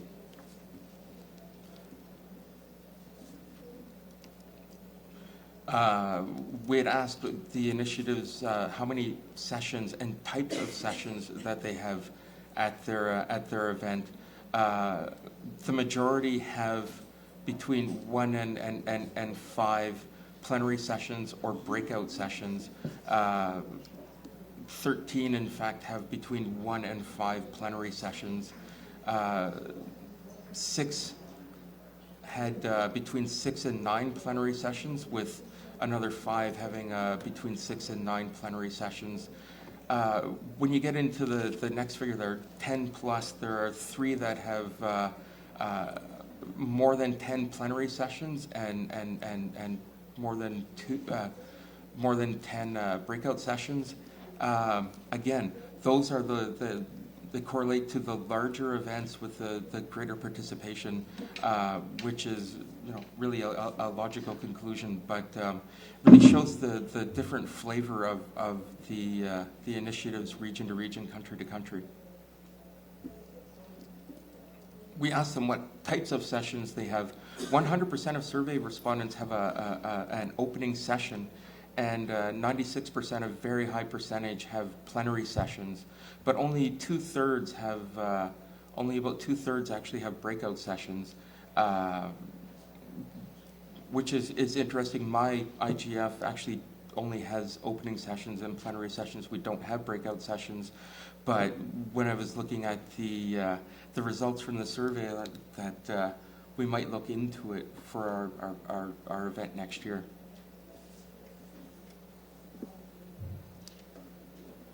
We'd asked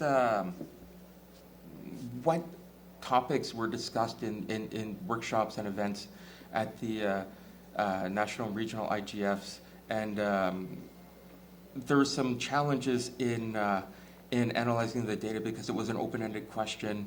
So instead of presenting it as firm numbers, we oh, we're on the wrong slide. Instead of presenting it as firm numbers, we pulled together a word cloud, and you can see that the most common topics discussed at IGFs were internet governance, human rights and freedom of expression, critical internet resources, and e-commerce, with security, Internet of Things, those things getting a lot less interest. Whether or not a regional or national IGF included the overarching theme or sub-themes from the IGF, 3/4 had said yes, they do include the overarching themes or sub-themes from the IGF.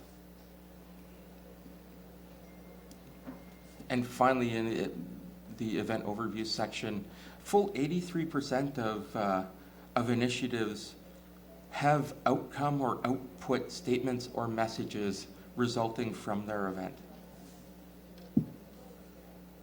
With that, I think, Marilyn, you're going to do the engagement with the IGF piece. Yes.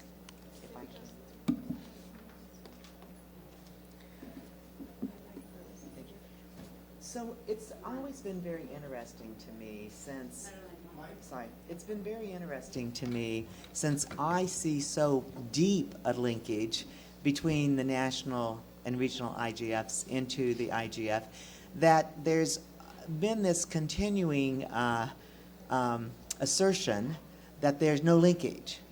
And some of you in this room tell me this when you see me. And then I find that you have no time to come to a planning session about the national and regional IGFs because you're so busy doing a workshop or doing another event or doing an open forum about your event or speaking. And so I'm saying, I must be missing something. Because to me, the best example of the integration between the national and regional IGFs includes the human factor, and that is the duality of presence, people who are in multiple places. So we did ask the question because I was quite concerned that I keep hearing from people, there's no linkage, there's no linkage. And I think one of the things that we need to learn more about is what do we want in terms of linkage?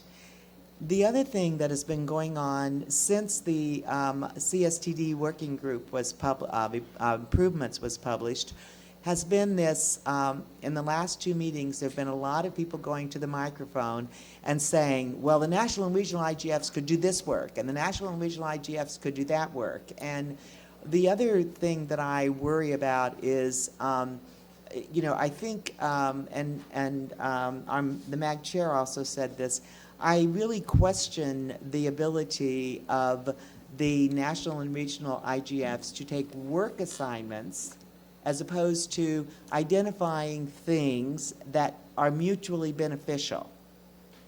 So to me, a good example of what was mutually beneficial was contributing to the Connecting the Next Billion, where on a dynamic basis and a voluntary basis, a good number of the national and regional IGFs voluntarily contributed, and even we did a main plenary session. Access is not a topic at IGF USA that we can get more than 10 people in the room and talk about, because access is a very heavily, it's an issue that's dealt with very, very differently there. But when we did Connecting the Next Billion, we had a plenary session about it. So I'm thinking, what are we thinking about here in terms of calling for linkages? And I can't see that fly, so let me put my glasses on. So the engagement that we are, I am going to look at that, sorry. The engagement questions that we ask you, we ask just basic questions, and that is, do you, whoever answered the questionnaire, do you actively follow the IGF planning and activities? Because I would have assumed the percentage would be low. In fact, 92% of the respondents said that they do actively follow the IGF planning and activities. The 64% of the respondents have MAG members in their region or country that are engaged in their initiative. Now, I actually was disappointed by this because since the job of the MAG member is to be actively engaged, not just in advising on planning the program, but to reflect backward into the community they come from, I think the fact that there's 36%, that's a pretty significant number, that for some reason they're not engaged in their national or regional initiative. And I think that's a question for us to ask. Okay, do MAG members understand that it doesn't mean you have to be on the steering group, but that you need to have some kind of reflection into your national or regional initiative so that there's cross-pollination of information. On engagement with the IGF, 60% of the respondents, remember this is the coordinators, attend the MAG meetings in person or virtually, which is pretty good.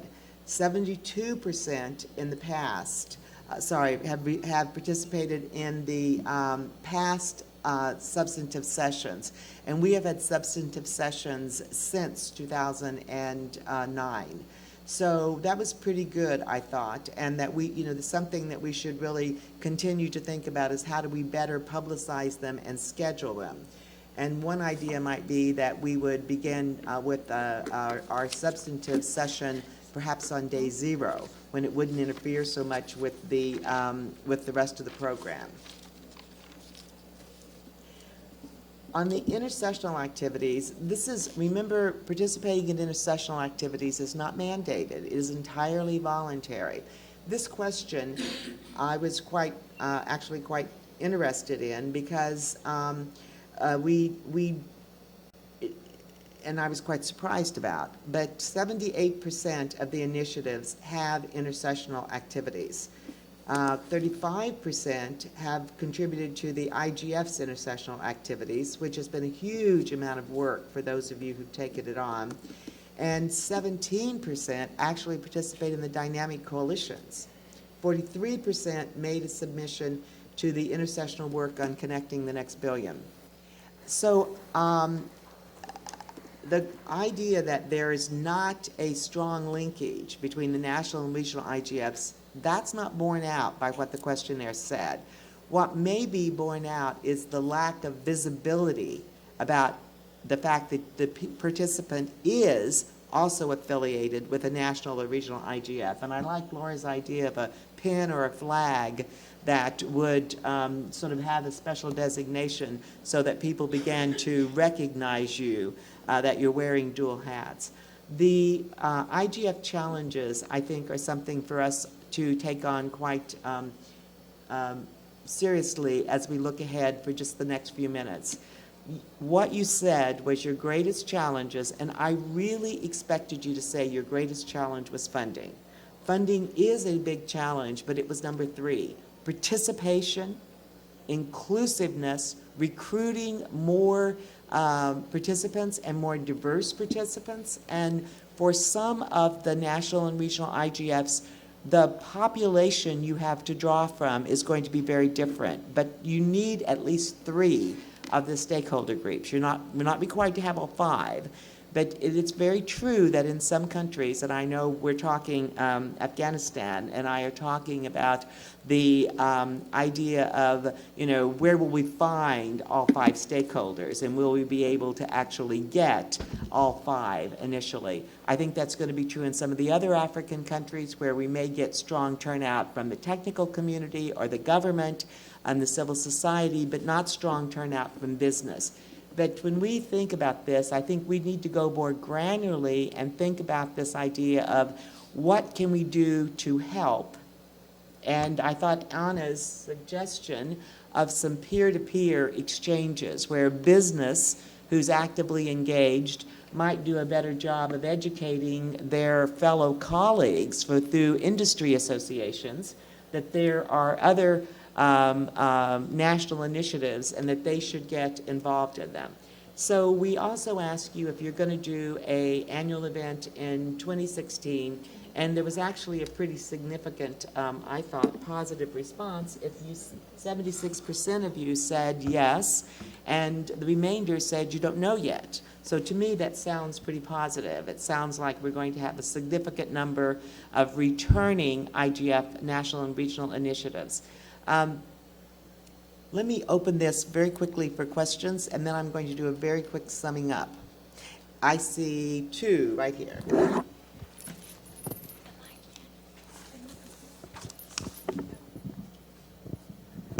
Thank you. Mary Uduma from Nigeria, NIGF. Some of the questions were not very, very clear when it came to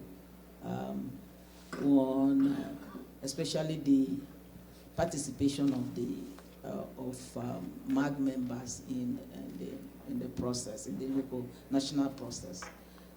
We found out that it was only in 2015 that we had a MAG member in our process. And it made a lot of difference because the MAG member was able to understand from global level what the thinking is and translating it to what we are trying to do at our local level. So that if it is for 2015, so before now, I think it was in Istanbul that I raised this, that we don't have MAG members in our process. We don't know who is our MAG member. So we are running our process, our initiative without the global MAG member. That's one of so it didn't come out very good because we're just looking at 2015. In my own response, it was only 2015. But before now, it wasn't there. And for that reason, maybe by the time some of the questions are better refined, we'll be able to give precise response to it. Then the other one, we wanted to know why you want us to publish the budget. Is it for transparency? What we want to get at? Why did we ask about publishing the budget? We draw our budget, we get it, but we report it internally. We don't publish it on the website, on our website. It's not published on our website. So let me answer that. How many of you in this room are the coordinator? How many of you have read your responsibilities on the website? On whose website? On the IGF website. We didn't even know there was a responsibility because it was a voluntary thing that we started doing. That's the reason I asked the question in that way. You actually do know because it says that you have to submit a report. But it says that you should operate in an open, transparent fashion. It doesn't dictate that you have to publish your budget. So that was we were asking the question in order to look at it from the standpoint of the CSTD report that's requiring improvements in the IGF.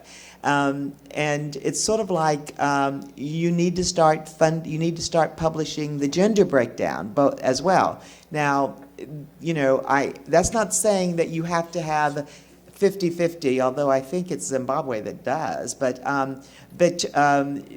you have to start thinking about this as you're trying to be a reflection of the principles under which the IGF itself works. And so you're asked to operate in an open and transparent manner. Now, you get to decide whether or not you publish the details of your budget. You were asked, do you have a budget? Then you were asked, do you publish it? Then you were asked, do you publish the source of the funding with amounts? It's not an effort to say that you have to do that, but it is an effort to sort of say, okay, if you're a new initiative and you want to look around and see best practices and you want to see what others are doing, who can you go to learn from? But I do think among the things that we need to be thinking about is what's the basic standard of practice that we as coordinators think should be mandatory in order to bear the seal. You are using the trademark of the IGF. You are listed on the IGF website. You have the halo effect of being listed on a website that is affiliated with the United Nations, right? So there's some criteria.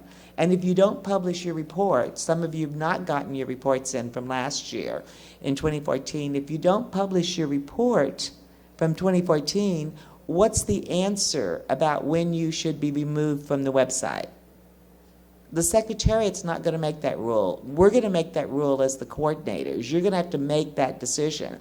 But you also have to ask yourself, what kind of standards are we establishing so that there's a value to being a national and regional IGF? And I'm not trying, Mary, to impose them. The present standards come from the work of coordinators between 2007 and 2010 that collaborated on what those standards are. The Secretariat did not require the publication of an annual report. We voluntarily established that. I think Mark Carvel insisted on it, as a matter of fact. That was a joke. But so that was the reason, and I took a long time to answer it. But I think you guys need to look at this and say, what do you think the standard of practice ought to be? Not today, but when we come back together, what do you think the standard of practice ought to be? I'm going to give you for instance. Some initiatives have a single source of funding. There's nothing wrong with that as long as they operate in an open and transparent fashion. But I think what we're trying to accomplish is creating a standard of practice and a learning, not to say one size fits all. I have some ideas that I'm going to work with the staff and the other co-moderators about. I want to flesh out this idea about the observatory. I want to think about the brand recognition. I want to go back and talk about the possibility of doing the Meet the National and Regional IGF publication quickly, and come back to all of you. But I think the other thing is we're going to take this list and start a new email list and work on the follow-up to this particular session as a subgroup. And then we'll figure out how to take it out to the broader group of the coordinators. But I need to turn this over to the Secretariat. Okay. Thank you very much. Can I just say a couple of words before we close up? When Marilyn said to me that we're going to have a session here that will be longer than 3 hours, I was very skeptic, and I was thinking that we're going to have empty chairs after 1 hour. Thank you very much on behalf of the IGF Secretariat. What I can tell you, I've been communicating with the majority of you during the last 3 months, and what I can tell you is that for the IGF Secretariat, you are the most important outcome, but also income. Because thanks to you, we that are sitting in our offices and typing all the time on our computers know what are happening on the field. We know the numbers, we know what are your challenges, and thank you very much for this. I don't have a lot of criticism for any of your initiatives, although you are a bit late with the reports. So please send us your reports. You know all the criteria, we have some great reports received. Now, last thing, and you're off. I want to thank Marilyn Cade for the coordination, for the work with the IGF Secretariat, for huge help. I have no idea that people exist like you. I don't know how you did this, but thank you very much. You are helping so much, and I'm sure I'm speaking to behalf of all of you.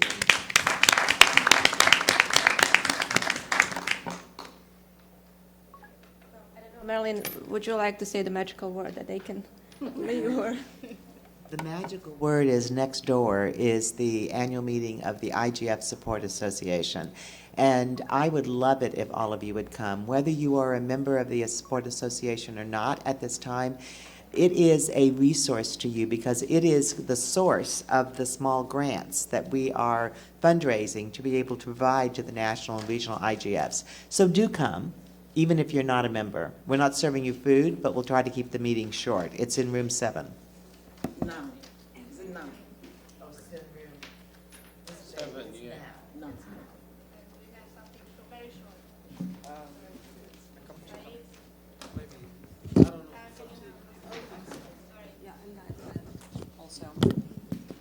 Yeah, hi.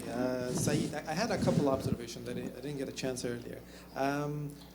It's just that for countries who are developing new national IGFs, countries who in transparency index rank very high, the transparency in the process of multi-stakeholder should be, I think, provided.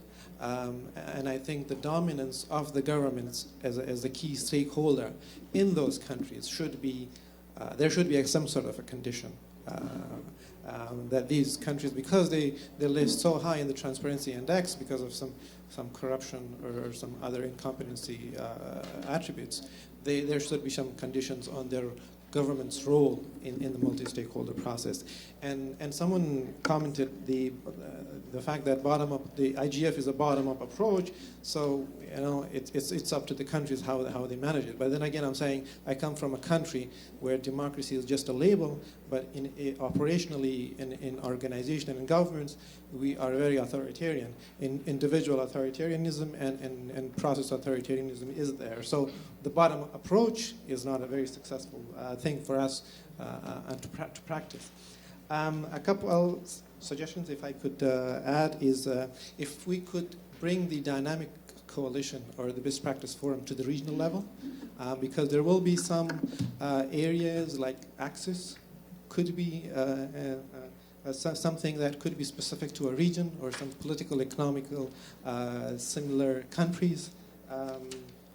And also the awareness could be an issue in some region and not in the other, just like you said, in the United States.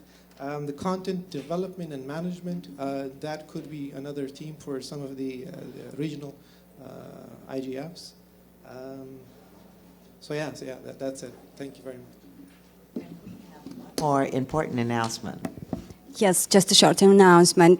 Tomorrow, starting at 11, room 4, I am organizing a workshop which is called IGF Initiatives Master Chef. So it is for all of us, national and regional IGF participants, coordinators, panelists, and please welcome to this workshop. We're going to have some interesting discussions and set out recommendations for preparing for organizing IGFs on national and regional levels. You're all welcome there. Tomorrow, room 4, starting at 11. Thank you.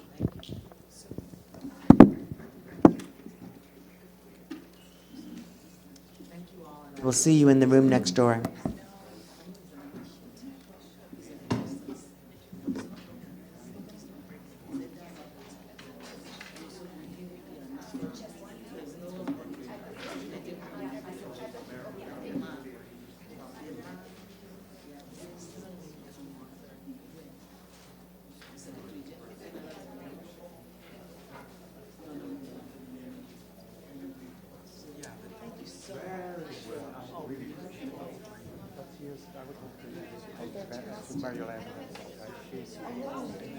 So nice to meet you.